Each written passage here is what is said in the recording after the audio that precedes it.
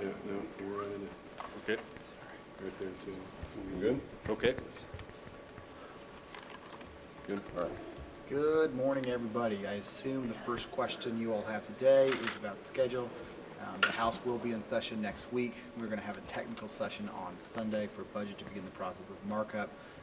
The idea would be that we will have session through Thursday. We will perfect the budget on Wednesday. We will third read the budget on Thursday. That I'm open to any So questions. you're sending everybody home but for budget people No, and bring everybody back for one day to vote for budget? we will actually be back. At least everybody will be back on Wednesday and Thursday. We'll do a technical session on Sunday. We will do technical sessions on Monday and Tuesday. Budget will continue to work through those days, and then we'll have full sessions on Wednesday and Thursday. Do you have any outlook beyond that? The next week is our previously scheduled spring break.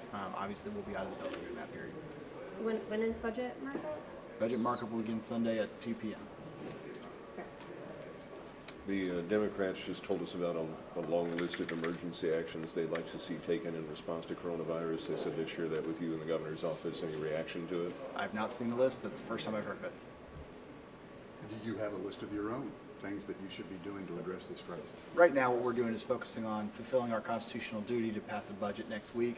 Obviously, there's a lot of concern around the state, and we're trying to make sure that core functions of government continue to move, even while there's this health concern passes the country and the state.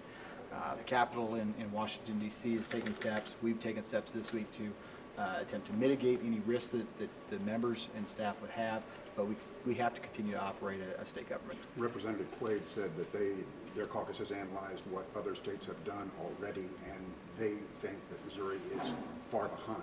Do you share that? I do not. In fact, I had a phone call this morning with the speaker from Kansas. He asked us what we were doing, and they said we did a conference with his whole leadership team, and they asked what we were doing. They're prepared to take similar actions, but I think we're actually far ahead of where a lot of other states are. Have you been in contact with public health officials for guidance and best procedures moving forward with the legislature? We have. That was part of the reason we convened the Committee on Disease Prevention last week. We were planning to have another meeting next week with them, but we've been in contact with local health departments, with hospitals and healthcare administrators, and obviously with the second floor in the governor's office on what steps are being taken. And they kind of gave the go-ahead to continue with session with a large group of people meeting? They did. Now, obviously, our goal is to minimize the number of people that are in the Capitol and minimize the exposure of the members and staff to those risk factors. But as long as we believe that we can move forward, we have duties to fulfill, and the state government must continue to work. Mr. Speaker, you and Leader Quaid and I know Mr. Weeman and Jay Eggleston and the leadership on the Democratic Party issued a statement this week and basically urged children not to come to the Capitol. Can you talk about that statement and what went into that? Sure. Obviously, the more people that access this building, the more chances that members and staff will contact the coronavirus. Our goal is to keep us healthy so the levers of government continue to operate, and so we considered that, and that's put that statement out. Now, obviously, after we put that statement out, you all probably saw today, there's still 150 people sitting in the galleries watching the work that we did. We continue to monitor that. We've been in contact with the Senate. We've been in contact with OA to talk about whether we need to take additional precautions.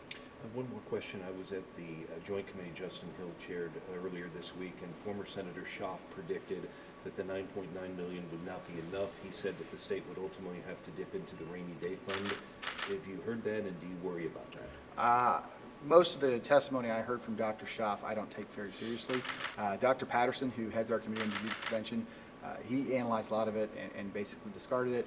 We're listening to a lot of professionals, both in the department under Dr. Williams, but also the witnesses that we've called.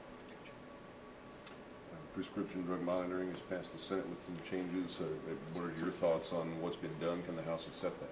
I've talked to Representative Rader. She's in agreement with the bill. We look forward to truly agreeing that bill when it comes back.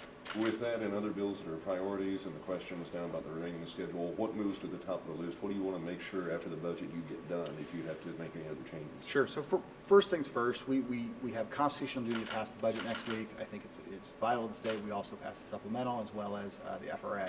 After that, when it comes to policy items, we will reevaluate that over spring break and sort of make a plan going forward.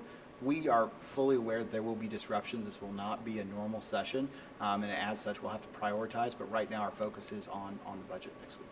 You mentioned there was some communication with OA. Is there any other offices or statewide departments that are being affected by this that you know of? Every department will be affected by this.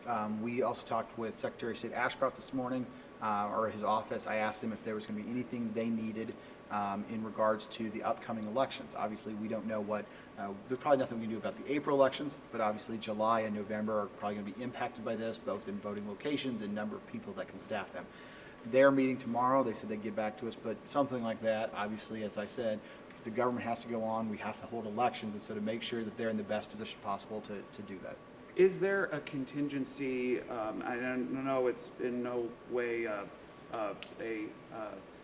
possibility right now, but is there a contingency that's been discussed if for a total remote session, having an abolishment of all the meeting here in person? Is there any kind of plan in place for that? There's not, and frankly, there'd be no way to verify the ability of people to vote remotely, not just in viewing them, but understanding that they're voting under duress or anything like that. We will have to meet in person to do voting. The question is, how do we do that, protect the members of the legislature, and continue to have state government operate? Thanks, everybody. Thank you. Thank you, Mr. President.